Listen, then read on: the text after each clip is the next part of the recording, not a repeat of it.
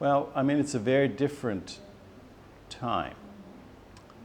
So prior to the Paris Agreement, Nixon, of course, is quite in charge of American planning in Vietnam.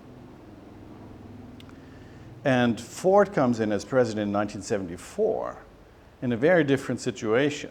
You had the Paris Agreement. There are no more American forces in Vietnam. American politics are upside down. They have been roiled by the Watergate scandal. President Nixon had to resign in disgrace.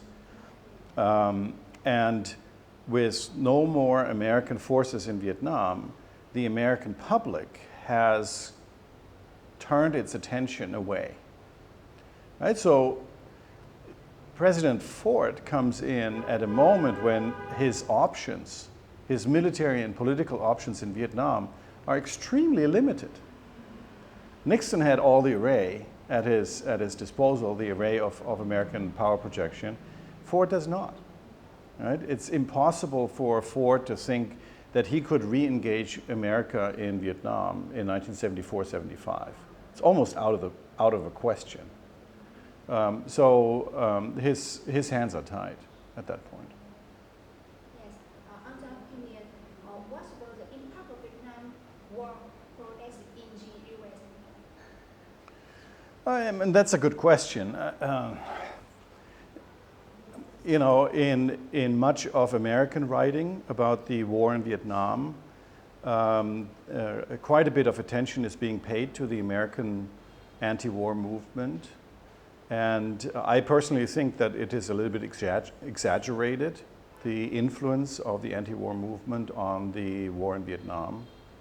After all, the main actors are the ones on the battlefield. And in particular, Vietnamese are the main actors in the Vietnam War. So we have to be careful not to assign too much influence on people that are halfway around the world.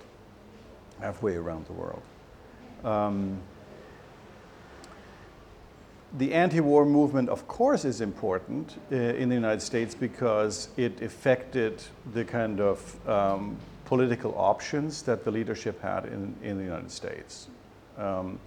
But on the other hand, you can see that even though many Americans were in the streets and protesting, there are still major decisions being made in Washington and in the Pentagon that in some ways ignores the wishes of the people who are protesting.